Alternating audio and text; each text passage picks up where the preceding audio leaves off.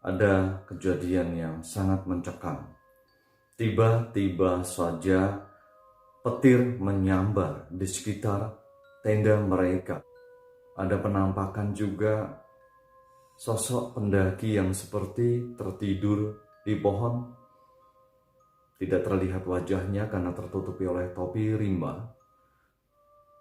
Erwin dan rekan-rekannya hanya bisa pasrah di dalam doa mereka.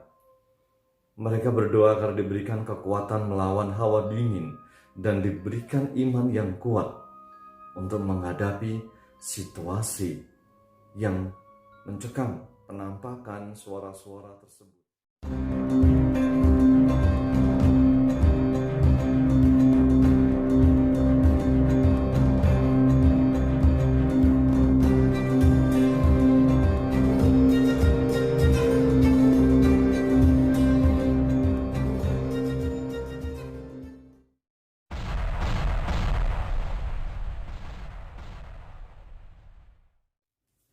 Halo, ketemu kembali dengan The Atma Channel, Legion Veteran Pendaki. Kali ini saya akan menceritakan kembali sebuah kisah yang dikirimkan oleh salah satu penonton The Atma Channel, yaitu namanya Mas Erwin. Ia domisili di daerah Temanggung, yang menceritakan suatu peristiwa atau suatu kisah atau suatu kejanggalan yang ia alami ketika melakukan pendakian gunung. Ia menceritakan semuanya lewat WA dikirimkan kepada saya. Jadi mohon maaf belum bisa kami berdua live untuk semacam buat podcast untuk langsung menceritakan apa yang ia alami. Karena masing-masing kami masih berjuang juga di atas gelombang pandemi yang masih mendera kita semua saat ini. Sebelum lanjut menceritakan apa yang dialami oleh Erwin saat melakukan pendakian, kami Ndatma kembali lagi mengingatkan para sahabat yang hobi melakukan pendakian. Mungkin cara sederhana untuk kita bersinergi dengan alam lain ketika kita melakukan petualangan, yaitu doakan siapapun mereka yang pernah berada atau tinggal di tempat di mana kita melakukan petualangan, agar mereka diampuni segala dosa dan khilafnya saat mereka hidup di alam yang fana ini. Mungkin tuh cara sederhana untuk kita bersinergi dengan dimensi yang lain di saat kita melakukan petualangan. Erwin menceritakan apa yang ia alami ketika melakukan pendakian Gunung Ungaran di tahun 2003. Adapun pendakian di tahun 2003 ini dikisahkan oleh Erwin, ini adalah pendakian kali kedua ke Gunung Ungaran. Jadi Erwin didampingi oleh 5 sahabatnya. Waktu itu start melakukan perjalanan dari Temanggung menuju ke base camp. Itu setelah melakukan sholat asar di tempat salah satu dari mereka. Mereka waktu itu naik kendaraan umum. Sampailah mereka di Pasar Jimbaran, itu suatu pasar sebelum melewati Umbul Sindomukti atau menuju ke Camp Mawar.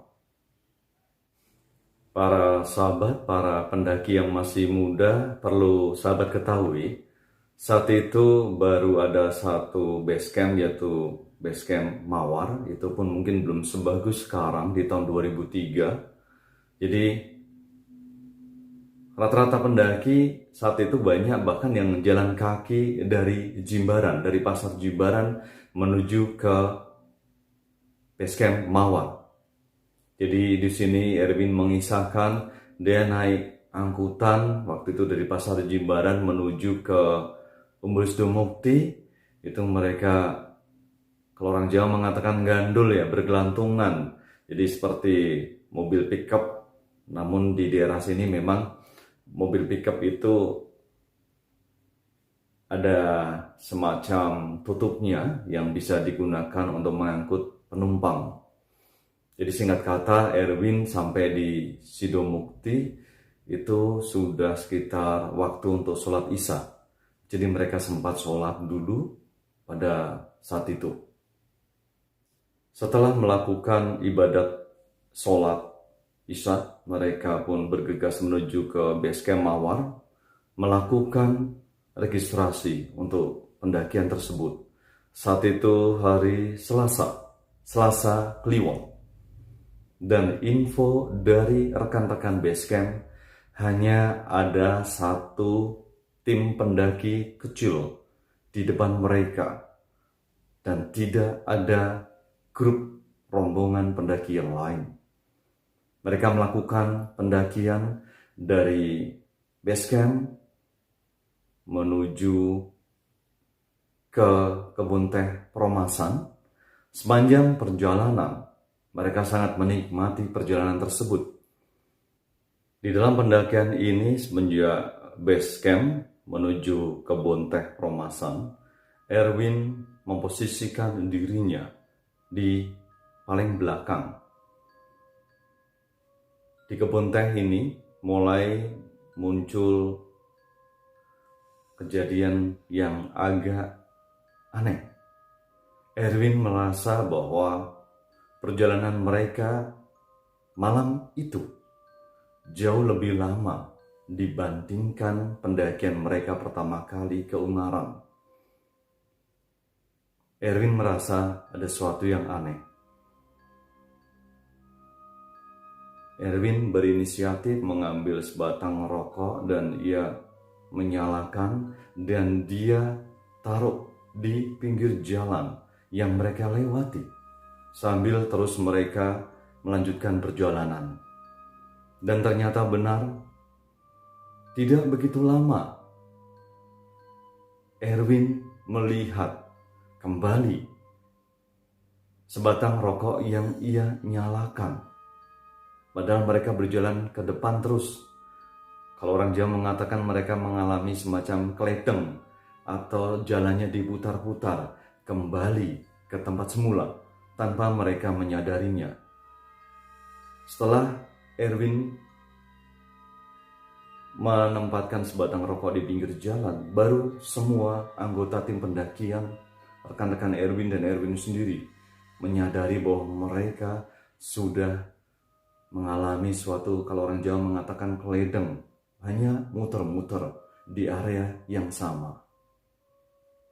Erwin pun meminta semua sahabatnya untuk berhenti, untuk istirahat sejenak, dan mereka membacakan doa ayat-ayat suci agar mereka terjaga, terlindungi di dalam perjalanan yang mereka lakukan, di dalam pendakian yang sedang mereka jalani itu.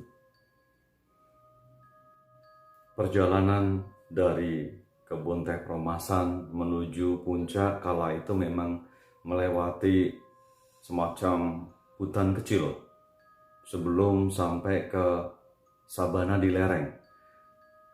Disinilah situasi mulai mencekam. Erwin yang memposisikan dirinya di depan sekarang, saat ia menyalakan sorot lampu senternya, dia sempat kaget karena dia melihat ada sekelebat bayangan hitam di depannya. Namun dia diam agar rekan-rekannya tidak panik. Mereka tetap berjalan. Semakin mencekam, kata Erwin. Ia sempat melihat ada sosok pocong yang tergantung di pohon, juga di sepanjang jalan yang mereka lewati. Ada juga seperti kepala yang tergantung di pohon. Ada penampakan juga sosok pendaki yang seperti tertidur di pohon. Tidak terlihat wajahnya karena tertutupi oleh topi rimba. Dan anehnya di sini pendaki itu setelah Erwin cermati, telanjang kaki, tidak mengenakan sesuatu. Erwin hanya diam. Dia tidak ingin melihat rekan-rekannya panik setelah tahu apa yang ia lihat. Namun di bagian belakang sempat Erwin kaget, juga rekan-rekan yang lain, karena ada salah satu rekannya yang menjerit seperti ketakutan, mungkin melihat sesuatu penampakan. Meskipun banyak mengalami kejadian-kejadian yang janggal, mereka tetap berjalan untuk menuju ke puncak. Mereka tiba di puncak Tugu, puncak Benteng Raiders, pada pukul 4 pagi. Sayang, cuaca kurang bersahabat, kabut. Erwin dan rekan-rekannya istirahat di puncak sambil buat kopi ataupun buat makanan atau mie. Rencana awal mereka hari itu juga akan turun melewati jalur Gedong Songo. Namun karena penasaran tidak mendapatkan sunrise yang mereka kejar, mereka pun memutuskan untuk bermalam, bertenda, ngecamp satu malam lagi di sekitar area puncak. Dari puncak ada turunan ke arah selatan. Kalau sekarang ke arah puncak Botak itu mungkin sekitar 100 meter. Di situ kan ada tempat yang cukup datar dan sekarang memang menjadi campsite. Di tahun 2003 tersebut, Erwin dan rekan-rekannya memutuskan ngecamp di area tersebut. Mereka menggunakan tenda terpal pramuka.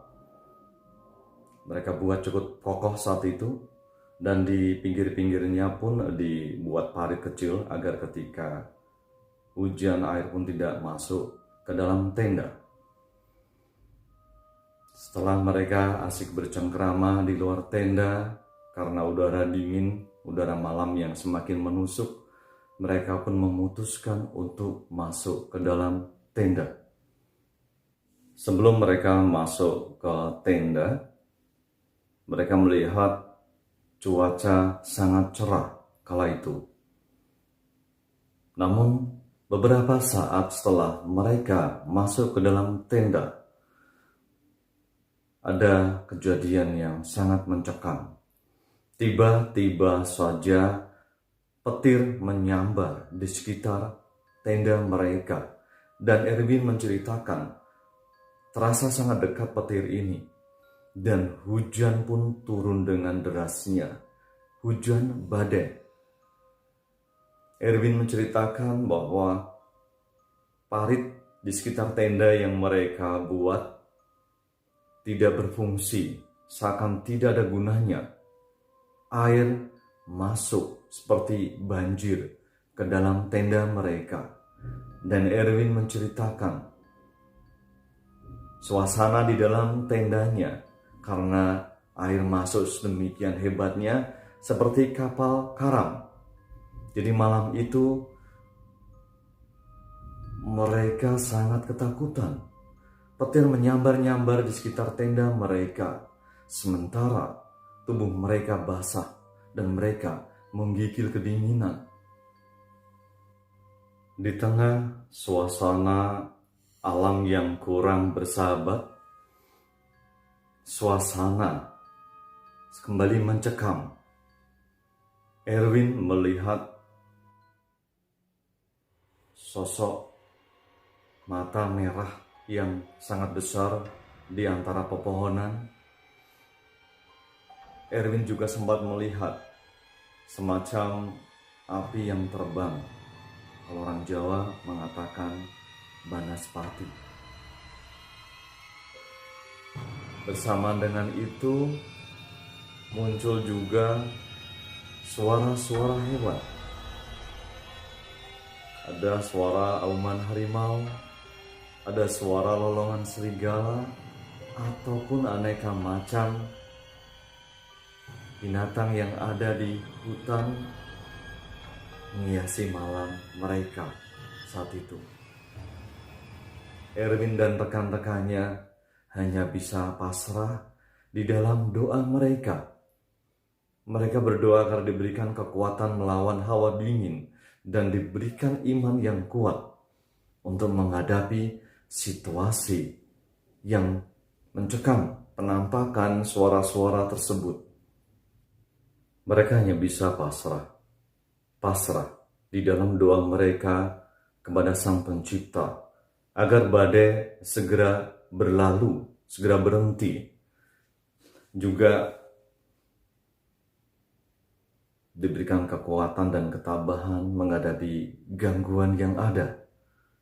Kejadian badai, hujan, ataupun petir dan suara-suara itu berlangsung hampir 2 jam. Mereka sempat terlelap sebentar, dan saat itu sudah mulai terdengar suara azan subuh di kejauhan. Saat itu hujan dan badai pun sudah berhenti, demikian pula suara-suara tersebut. Namun Erwin masih enggan untuk keluar, rekan-rekannya juga sama, karena udara cukup dingin. Mungkin sekitar 30 menit akhirnya mereka memutuskan untuk keluar tenda, untuk melakukan sholat subuh sebelum mereka ingin ke puncak Tugu untuk melihat sunrise. Disinilah bulu kuduk mereka berdiri kembali. Saat mereka keluar dari tenda, mereka melihat sekitar tenda tidak ada ranting yang berserakan, selayaknya setelah badai. Dan tanah pun di sekitar tenda ternyata kering. Saat mereka berjalan untuk melihat sunrise di sekitar puncak Tugu, itu biasanya ada genangan air. Di situ pun kering, tidak ada air yang mengenang. Mereka tidak habis pikir tentang apa yang mereka alami semalam. Namun Erwin dan rekan-rekannya tiada henti bersujud syukur kepada Tuhan, Gusti Allah yang Maha Esa. Mereka selamat, aman, tidak mengalami sesuatu yang mencelakakan mereka, walaupun teror itu mereka katakan sangat nyata. Mereka pun setelah menikmati sunrise dan buat makan pagi, mereka memutuskan untuk turun lewat Candi Gedong Songo. Lancar, tidak ada godaan lagi, dan Erwin pun menceritakan mereka semua selamat tiba di rumah masing-masing di daerah Temanggung dan tidak mengalami hal yang aneh tiba di rumah. Sujud syukur tiada henti Erwin ucapkan kepada Sang Pencipta karena menyertai, memberikan kekuatan sepanjang perjalanan mereka. Itulah sahabat Dhatma, suatu kisah yang disampaikan oleh salah satu penonton Dhatma di YouTube, yaitu Mas Erwin yang tinggal di Kota Temanggung.